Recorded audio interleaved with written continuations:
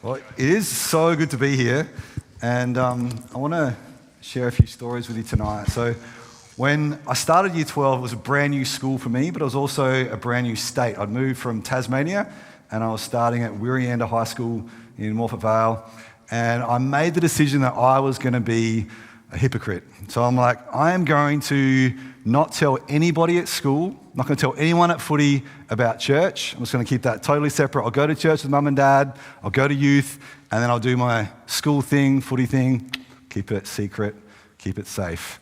It'll work a treat. And so I walk into my homeroom, so day one of Year 12, and I sit next to this guy called Josh, and it turns out that about 2 weeks before that, he had become a Christian. And Josh and his enthusiasm for Jesus and his boldness to share his faith was just going like this over the coming weeks and months, to the point that about May, he shaved his head entirely, like skinhead shaved his head, except for a cross in the back of his head. I was looking at a photo the other day and I'm like, I'm not far off the reverse of that right there, am I? Like a bit of Monet, but you know. Anyway, so Josh, absolute skinhead, but this big, dirty cross in the back of his head. And I was there when our A-grade coach, so we were both playing in the same footy team, we're in the under-18s, and the A-grade coach at training points it out. And Josh is just like, Jesus has changed my life. And I'm like, that's the A-grade coach. And you were standing up and you were that bold. And I was like, I can never, ever do what he has just done there. In fact, there was a time later in that year, so I had relented a little bit. So Josh encouraged me and I started to share a little bit about the fact that I went to church and that sort of stuff. But he was much, much bolder than I. And there was this one moment, it was a Friday afternoon, it was lunchtime, and my friend Darren said to me, what are you doing tonight? And I'm like, I'm just, going to youth. And he's like, oh, cool, why don't we all do that? And I'm like, nah, you wouldn't like it. That's pretty much like, reaching out for a cookie and it's like their hand slap. It's like, no, you will not have that. I said his no for him. He actually invited himself to come along to my youth group, and I said, nah, you wouldn't like it. I said his no for him. And we're still friends today, as I am with that whole group, and not one of them follows Jesus. It's one of those things that just hits my mind from time to time. Like, what if I had have said, yeah, that'd be awesome. Why don't you come along? I'll pick you up. But I didn't. And I had this deep conviction the following year, my first year of uni, that I needed to change my ways and I needed to share my faith. And I had an opportunity which is not dissimilar to the Alpha Course opportunity that you guys have got over the coming couple of weeks to invite someone along. And it was at uni where the leader of a Christian group that I was going to was putting on this event at a cafe. And the deal was invite a friend along, pay for their meal for the evening, and then he was going to share about the gospel. He was going to share what Christianity was all about. So I had this guy, Ryan, in mind. But the thing is, I only had one conversation with Ryan about anything church related. And basically, we were sitting in a cinema because we were really busy uni students between lectures, and we're waiting for the previews to start, and we're just chatting, and I mentioned about church, and he was very concerned about my believing in fairy tales and wasting my time and this sort of stuff. So it hadn't been a particularly positive conversation that we'd had about church-related stuff, but I felt this conviction that I should just invite him along.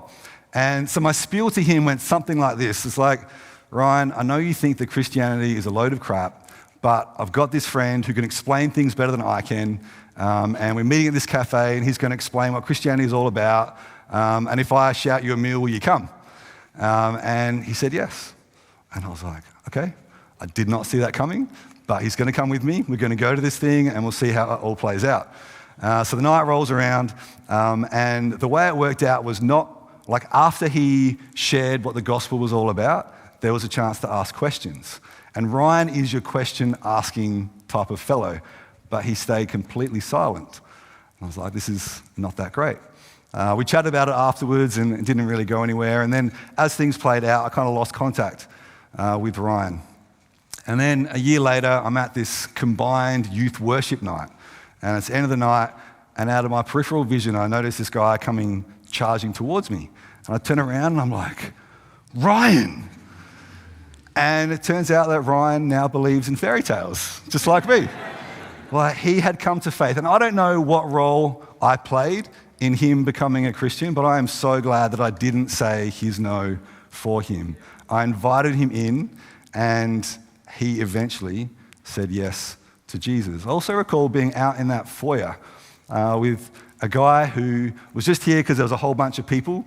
So this is a Friday night, 20 years ago or so, and I was a youth leader at that stage, and there was a guy who didn't want to come in here but wanted to be around the people. And he's just similar sort of stuff, like, there is no way I'm believing that, it's all garbage, it's all made up. And so I had a conversation with him. It didn't feel like it went very well at all. And then it was only about 2 months later where I was at another church in the evening, and I'm singing, and then I noticed this guy walk in, and I'm like, it's the same guy. And he walks in, walks past me, and he takes his spot in front of a chair, looks up at the screen, and lifts his arms and begins to worship. And it is the most amazing thing to see that transformation in someone's life. And we are not the judge of who is going to have that transformation. You might see someone and think, nah, there's no way that person is going to become a Christian. But don't say they're no for them. I had a similar experience with my grandfather, and I was always told that he wasn't interested in hearing about things of faith. So this is my dad's dad, and he was in his early 80s, and I remember getting a phone call saying that he had a massive stroke, and they weren't sure if he was going to survive.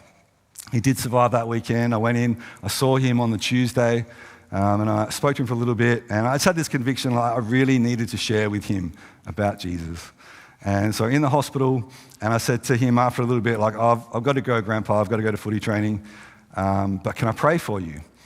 And his response, I think he thought I was going to like go out and, sort of say my prayers kind of thing. He's like, do what you got to do. So I put my hand on him and I start praying. I was like, that's an invitation right there. Do what you got to do. I've got to do it. I'm going to do it. So I started praying for him, and then I found myself partway through the prayer. I was pretty much just talking to Grandpa. I was like preaching to Grandpa in my prayer. I was like, I might just call it, say amen. And then I said, Grandpa, I love you. And I noticed in that moment that he's just eyeballing me. It is just like, he wasn't an eye contact person. In fact, I can't remember him making eye contact with me prior to that moment. But he just like locks on, like, Grandpa, I love you, and Jesus loves you. As you know, I'm a Christian, and I believe in heaven. And this is where I really went off script. And I hadn't thought about what I was going to say, which became very clear very quickly. I believe in heaven, and I believe in hell, and from my understanding, you're not going to heaven. I got to go, bye. So in that interaction, his last words were, do what you got to do. And then I just went from there. And then I'm in the lift, I'm just like, I just told my grandpa that he's going to hell. Again, it was like a month, 6 weeks later, where my dad came home and he called my sister, my mum, and myself together, and he told us that his dad had just become a Christian. It was 3.5 weeks before he died.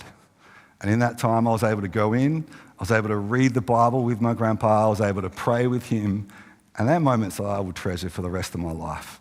Like, what a privilege. And I don't know, I never had that follow-up conversation with him. It's like, remember that time in the hospital, Grandpa, where I told you you're going to hell? We never went there again. But what a privilege to see him come to faith. And I'm so glad I didn't say his no for him. Praise Jesus. We can never pick who is going to say yes. And sometimes the most vocal, the ones that seem the hardest, are the ones who are actually the closest. I remember a lady on a bus, and by this point I was a bit bolder in things, and I told her that Jesus loved her.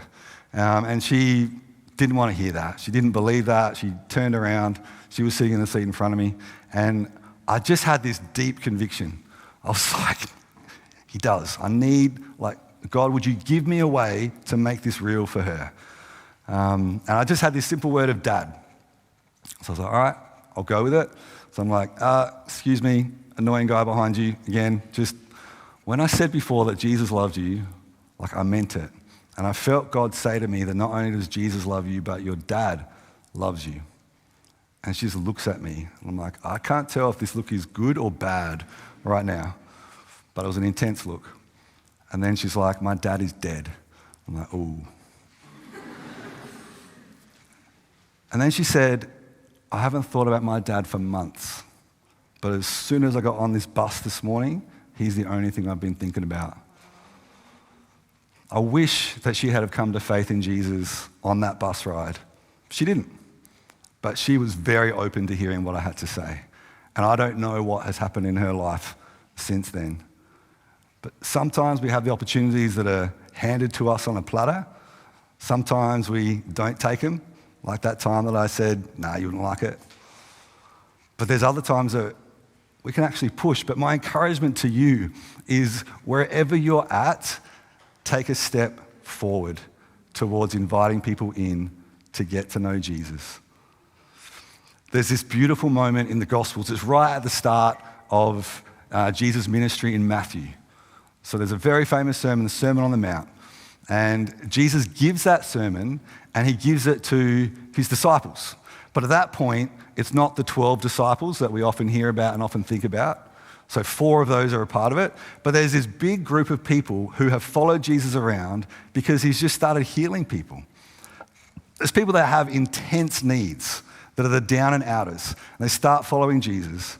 And then Jesus tells them some stuff that they would not have expected to hear, including, he says to them, you are the salt of the earth.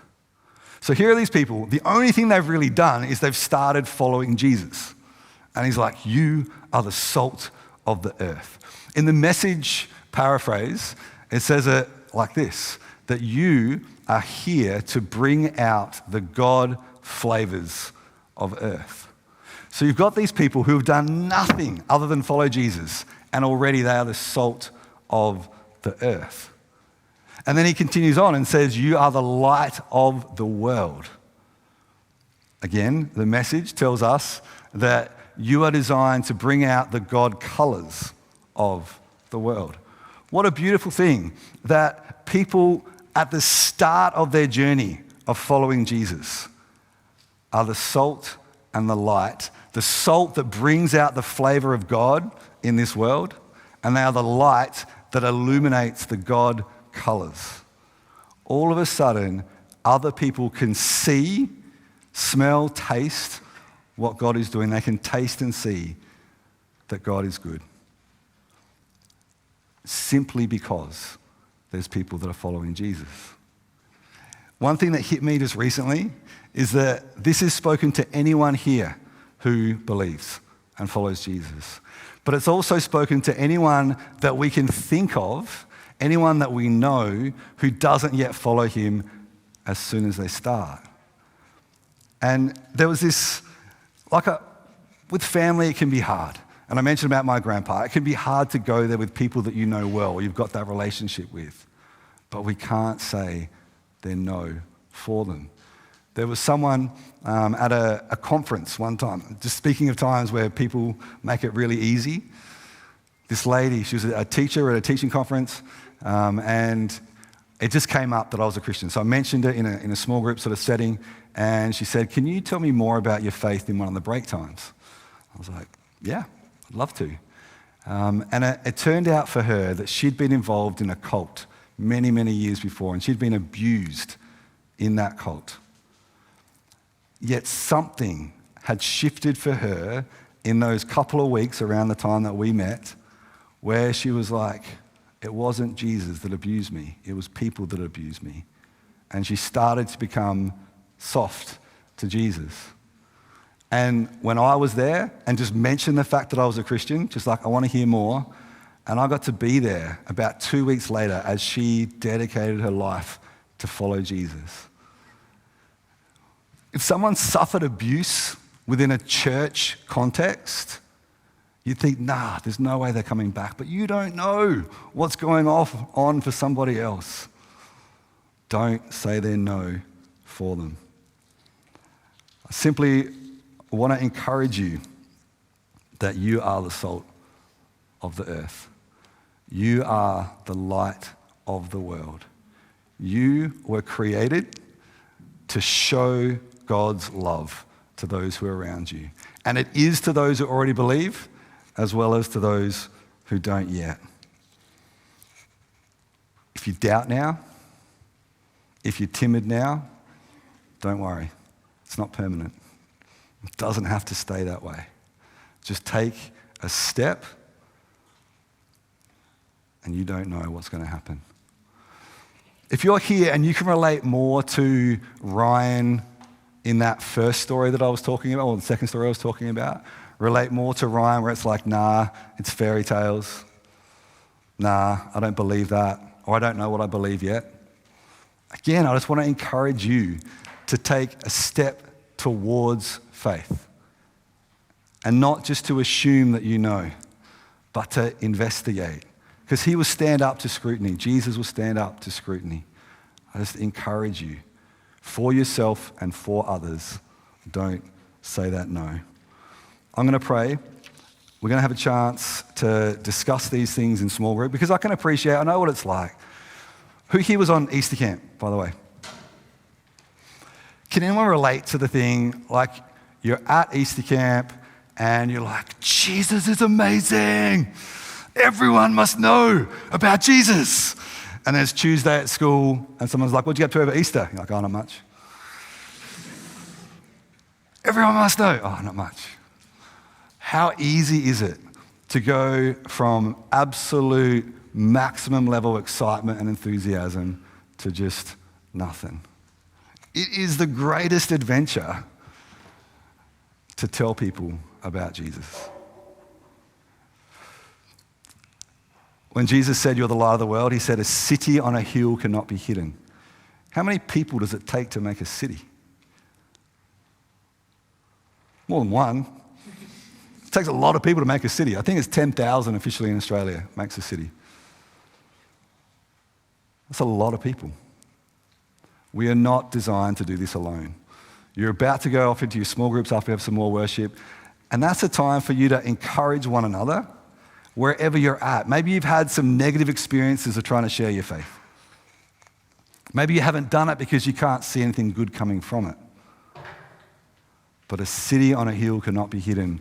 When we together make that decision that we are going to share the love of Jesus to those around us, it is a game changer. Encourage one another and do this together and be reminded that you are salt, you are light, you have a job to do.